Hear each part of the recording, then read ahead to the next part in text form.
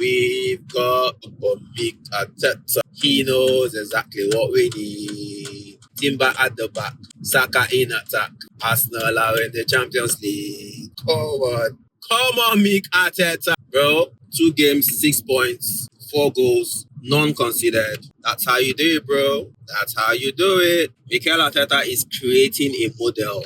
He's creating a model that is going to be, that will serve long term. And that's why I think once Mikel Arteta wins, and when I say win, I'm not talking FA Cup. I'm saying if Mikel Arteta wins the Champions League, the Premier League, it's curtains for the opposition. It is curtains for the opposition. He has grafted. He has suffered. He has seen defeat, made countless mistakes. But when he wins, I think he unlocks something. And what I'm saying is not far away. It's not too far now.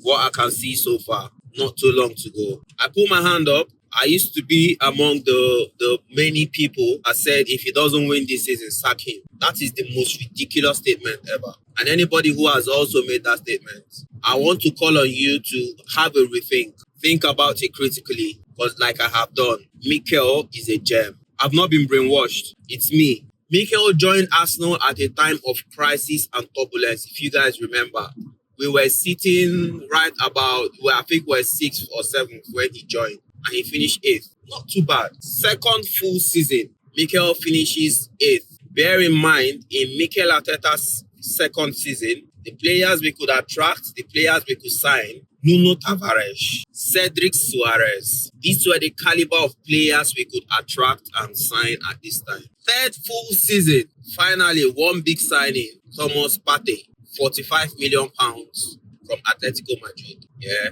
Where did Mikel Arteta finish? 5th. 5th in his third full season. Mikel Arteta's 4th season, we finished 2nd. And people count this for Mikel as bottling the league. Are you serious? Mikel stumbled upon a title challenge because we made 2 signings that were supposed to elevate us. Somehow, these 2 signings brought us to the forefront for challenging in the Premier League.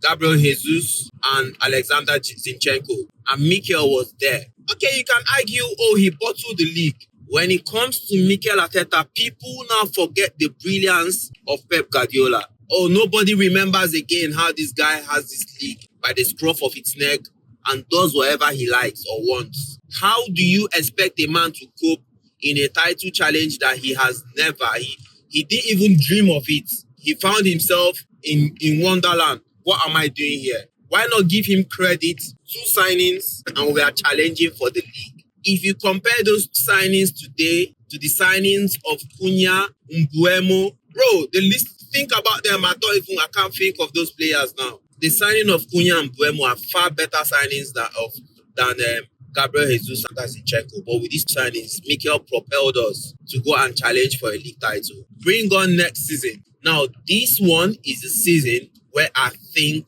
if you tell me Mikel bottled the league, I will say fair enough. Because you've now had the experience and we are in the same position. But how many managers do you know that have been in that? You go for a league title this season and then the next season you are well deep into the league title again because you've made the right signings, you've made the right decisions, you've brought in the right personnel. Mikel did it. Why are we not giving him credit for that? We took City all the way to the last day of the league. And if Son had scored that day, different story. So this is to say how close we were. We were this close to winning the league title. Now, last season, there is no team in this world that will win the league. Number of injuries we had, the amount of players we had down is not happening. And let's be factual and let's say the truth about it. You can say I could blame Mikel. In January, we could have gotten a striker on loan. I'm not in the board. I don't know if those discussions were had. But I know in January they came up with this. We want to sign Oli Watkins. And it all just felt like a smoke screen at the time to make you feel or let the fans know we are doing something. I can only comment on what I see. But Mikel did not bring in a striker. But I know that it's not only the coach. A lot of things have to go behind the scene to sign a player. And I don't know if Mikel was backed enough. Maybe the owners are saying, bro, you're coming second.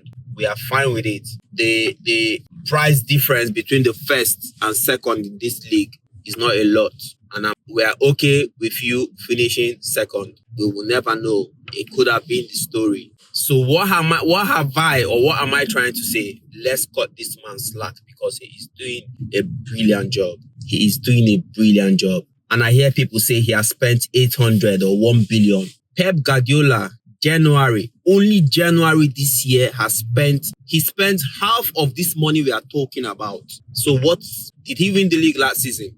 No. Does it look like he's going to win the league this season? Well, he's Pep Guardiola again. So what I'm saying is that money, you can tell me, he's spending money doesn't necessarily equate to success. But what Mikel is doing at the Arsenal, bro, I will never say Mikel out again until Mikel now starts doing a madness. I will not say Mikel out. Out to where? The moment we let Mikel go, Mikel is going to the Real Madrid of this world. Mikel is going to Barcelona. Mikel is going to Bayern Munich. Vincent Kompany, forget that Vincent Kompany has won the league in Germany. Vincent Kompany is not the level of Mikel Arteta. No chance. No chance. And then fans are saying, if he doesn't win the league this season, he needs to go. Go where? Go where? Bro, we need to be very careful what we say. We need to think about these things properly and know when the club is at fault and know when the manager's hands are tied. January this year, maybe we could have brought in a striker and see how far we can push for the league because the injuries were alarming. That is where I fault Mikel. But I can't even fault him alone because signing a player, like I said, it's not a one-man thing. It's not a one-man thing. It's the club.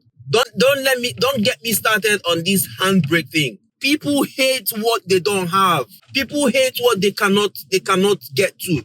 They can't afford it. I was listening to Carragher the other night when Liverpool lost to Galatasaray. And all he was saying is, I wish this my team played the way Arsenal can play in certain times to lock up everywhere. But when Mikel Arteta does it, people are screaming, handbrake FC, Stoke FC. And we Arsenal fans, we also give these guys the impetus. We give them the courage to say things about our club. They want it, they can't have it, and we have a man who is doing it. So we need to pray. We need to give him his respect. We need to give him his flowers. Think about it critically. He came into this club at a time of crisis, finished eighth, from 8th to 5th, and he has not looked back since then.